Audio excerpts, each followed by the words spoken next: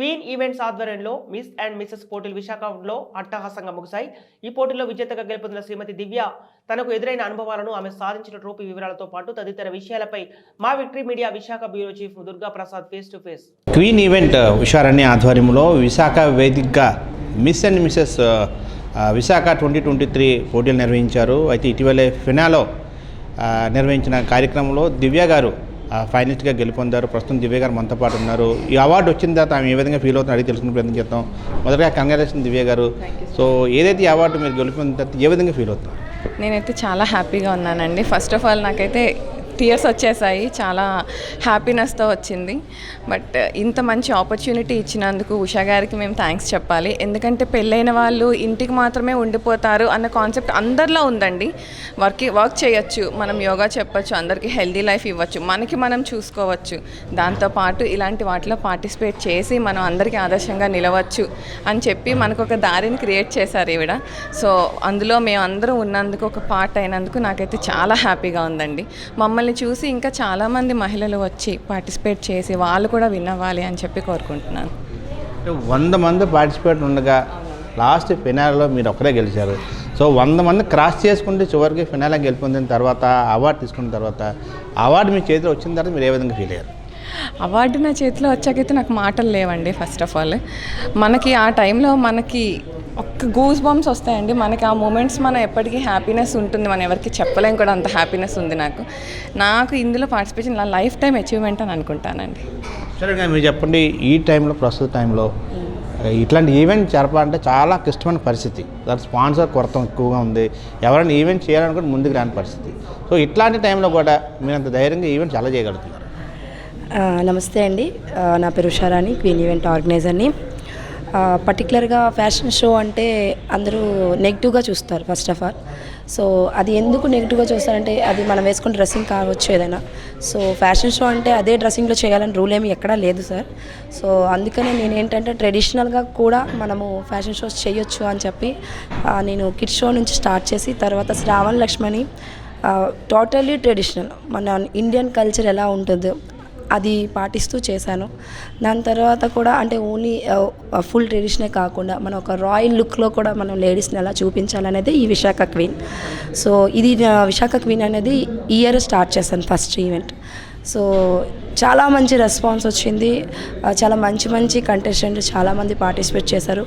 Visakha queen అని పెడితే only Visakha నుంచే వస్తారనుకున్నాను. బట్ నాకు శ్రీకాకుళం, విజయనగరం, చీపురుపల్లి, కాకినాడ అండ్ రాజమండ్రి, ముంబై ఇలా చాలా ప్లేసెస్ నుంచి కూడా కంటెస్టెంట్స్ వచ్చారు. అది చాలా హ్యాపీగా అనిపించింది. సో 100 మెంబర్స్ నుంచి నేను సెమీకి 50 మెంబర్స్ని సెలెక్ట్ చేశాను. 50 నుంచి ఫినాలేకి 30 మెంబర్స్ని సెలెక్ట్ చేశాను. మిస్సెస్ బోత్ కేటగిరీస్ కూడా తీసుకున్నాను.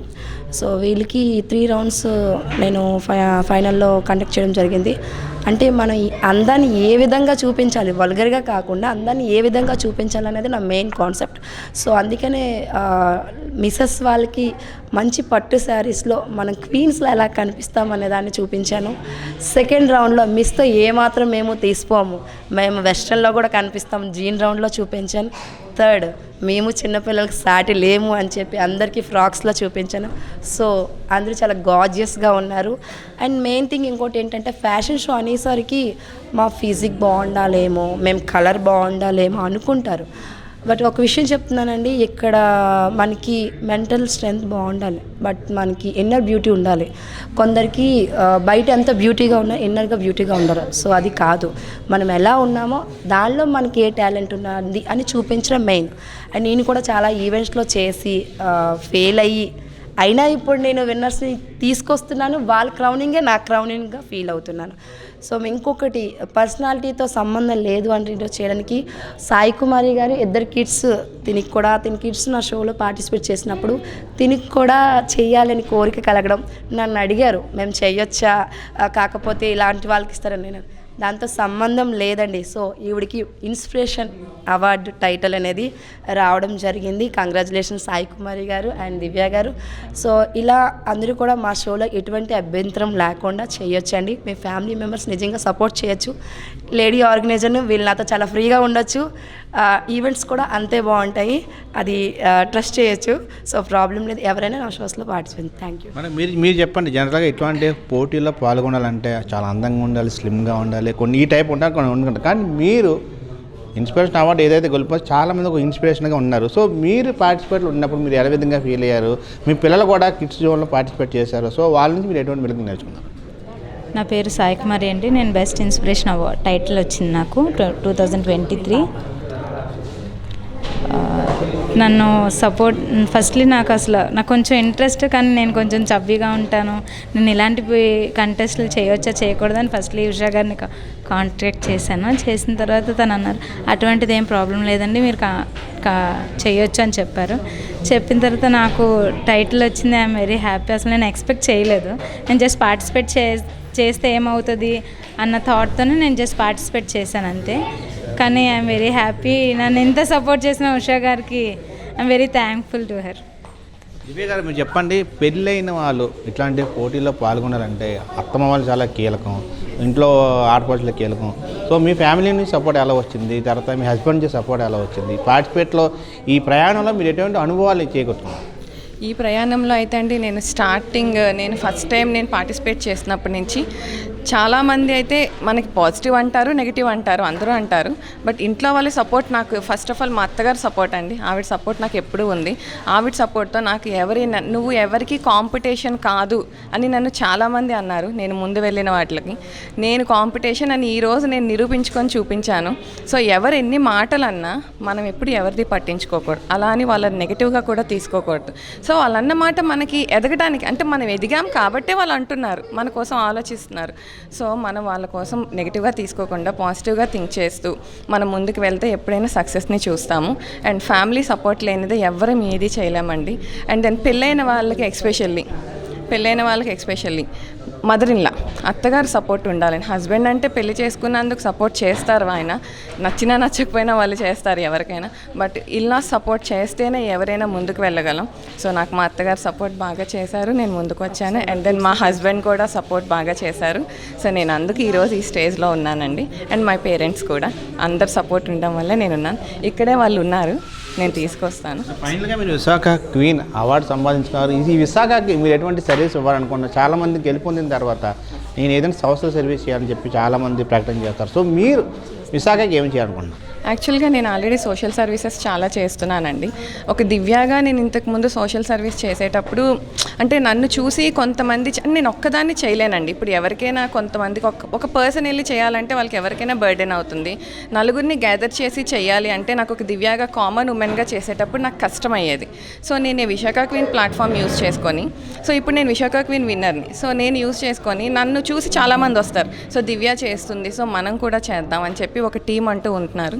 సో వాళ్ళతో పాటు నేను సోషల్ సర్వీస్ ఇప్పుడు చేద్దాం అనుకుంటున్నాను. సో దానికి నాకు విశాఖ క్వీన్ అనేది చాలా హెల్ప్ఫుల్ అవుతుందండి. రేపు న్యూ ఇయర్ రోజు బ్లైండ్ పీపుల్ కిడ్స్ ఉన్నారు, సో వాళ్ళకి మేము స్పాన్సర్ చేద్దాం అనుకుంటున్నానండి, వాళ్ళ నీడీ థింగ్స్. మేడం గారు మీరు చెప్పండి, ఒక ఈవెంట్ చేయడం చాలా కష్టమైన పరిస్థితిలో ఈ టైంలో అంత గ్రాండ్ సక్సెస్ చేశారు ఈవెంట్. సో మీ నుంచి మిగతా వాళ్ళు కూడా ఇన్స్పిరేషన్ అవ్వాలంటే వాళ్ళకి ఎటువంటి మెలుగులు నేర్పుతారు? అదేవిధంగా ఇప్పుడు మేడం గారు చెప్పినట్టు చాలా అపోహలు, మీరు మొదటగా చెప్పినట్లే ఈ డ్రెస్ వేయకూడదు, ఈ డ్రెస్ ఉంటే ఎట్లా ఉంటుందని చెప్పి చాలామంది అపోహలు. సో వాటిలన్నీ తొలగించి మీరు సక్సెస్గా చేశారు ఈవెంట్. సో మీరేమీ సందేహం అయిపోతున్నారు? సార్ ఫస్ట్ ఆఫ్ ఆల్ ఏ రంగంలో అయినా నెగిటివ్ అనేది ఉంటుంది. సో ఈ రంగానికి ఏంటంటే పర్టికులర్గా ఎక్కువ ఉంది. బట్ అది అందరూ అంటే ఫ్యాషన్ షో అంటే అలానే ఉంది అని కాకుండా దాన్ని నేను మార్చాలని ఈ రూట్లో ఎంచుకొని ఒక ట్రెడిషనల్ వేరే చేస్తున్నాను. అండ్ ఈ రంగం నిజంగా చాలా కష్టమే, చాలా టఫ్ అని కూడా చెప్పాలి. బట్ ఏంటంటే నేను చేసేటప్పుడు స్పాన్సర్స్, మీరు అన్నట్టు స్పాన్సర్స్ రారు, చాలా కష్టం.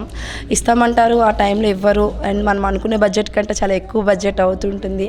సో అయినప్పటికీ కూడా ఎవ్రీ టైం నాకు మా హస్బెండ్ సపోర్ట్ చేస్తున్నారు. అండ్ ఏదైతే ఈవెంట్స్ నుంచి నాకు కంటెస్టెంట్స్ రూపంలో వస్తున్నారో, సో గెలిచిన వాళ్ళు నాకు సపోర్ట్ చేస్తే నిజంగా అంత కిక్ ఉండదేమో, కానీ ఓడిన వాళ్ళ నుంచి మాత్రం నాకు చాలా మంచి సపోర్ట్ ఉంటుంది. సో అలా ఓడిన వాళ్ళందరూ నాకు ఒక టీం అయ్యారు, నాకు ఫ్రెండ్స్ అయ్యారు, అండ్ విన్నర్స్ కూడా నాకు మంచి ఫ్రెండ్స్ అయ్యారు. వాళ్ళందరితో కలిపి హెల్పింగ్ హ్యాండ్స్ చేస్తూ, నా ఈవెంట్కి కూడా హెల్పింగ్ హ్యాండ్స్ ఇస్తారు, వాళ్ళు హెల్ప్ చేస్తారు చేయడానికి.